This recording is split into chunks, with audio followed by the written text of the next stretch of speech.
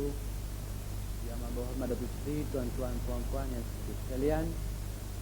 Di peringkat saya Mustafa Kamil Ayub, Universiti Islam Antarabangsa.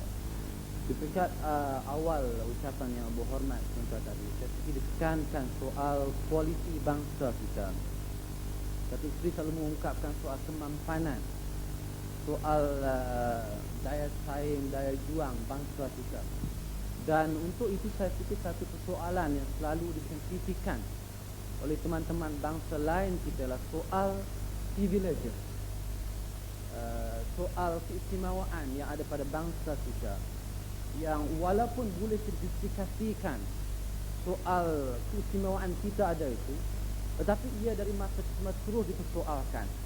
Dalam buku The Malaysian Challengers in 1990 oleh MCA pada contohnya, memang persoalkan soal kekitangan awam kerajaan, soal kota universiti dan seumpamanya. Dan kemungkinan juga to an extent katakan di pedensy ini ada psikologi sendiri yang dibina dalam bangsa kita.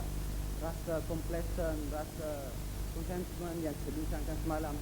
Dan bagaimana Datuk Seri melihat dalam persoalan ini soal penyiapan kualiti yang mencukupi dalam membina budaya persaingan yang sehat di antara bangsa-bangsa di Malaysia. Terima kasih. Terima kasih Mustafa. Saya rasa kita boleh pertahankan dalam sistem pendidikan kita begitu telah jelaskan rasional, kerana dia ada perjanjian keramat masa merdeka, ada historical meaning ya. Masa merdeka dalam perjanjian keramat kita 57, kita berikan kewarganegaraan kepada pendatang in exchange for bahasa Melayu, keistimewaan orang Melayu. Sekarang dia dah dapat kewarganegaraan, kemudian nak pertikaikan privileges, tak kena. This was agreed upon. Kalau dia kata, well, this was agreed upon by my forefathers, dia question, what if the present generation question citizenship? Kita tidak mahu dua-dua isu itu di question. Sebab itulah kita terima sebagai historical fact yang mesti diterima. Tetapi selain daripada itu, faktor sociological pun ada. Di Amerika Syarikat dulu ditolak. Bila kita laksanakan tahun 70-an dasar ekonomi baru, ini di istilah kaji masyarakat disebut affirmative action. Nah, affirmative action ini dikritik besar dan hebat oleh Barat. Bila berlaku Los Angeles riot, Chicago dan di Washington dan sebagainya beberapa tahun yang lalu, gempar Amerika Syarikat. Sudah baca karya dalam Washington Post by Wall Street Journal, Herald Tribune, semua mula menulis the need for government intervention and affirmative action di Amerika Syarikat. Dia ada terbalik perbincangan itu. We did it 20 years ago. Sebab dia kata, bila ada the poor, the downtrodden, the slums in cities, particularly among the minorities, dia ada problem. You have to deal with the problem. Dan you need some form of affirmative action.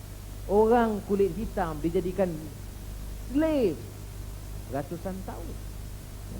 Di cara mereka jajah. Dalam ucapan saya masa Indigenous Peoples Conference, the indigenous people yang dibunuh dalam masa 40 tahun lepas Columbus, dibunuh, plundered, killed and raped, dan died in the process, bukan sekat rape. Itu 15 million people in 40 years.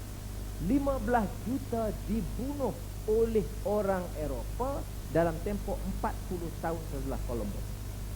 Virtually all in some provinces and states in the United States of America. Hampir semua di Cuba.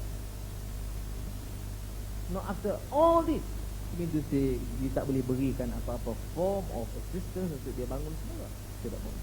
Jadi sekarang orang terima sebagai keperluan.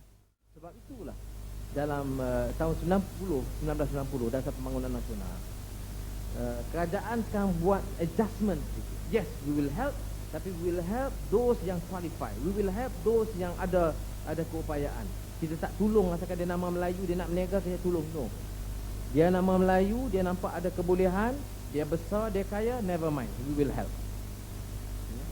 Orang criticize, kata mengapa you tolong yang bantu yang kaya, dia dah kaya, dia tolong yang lain pula.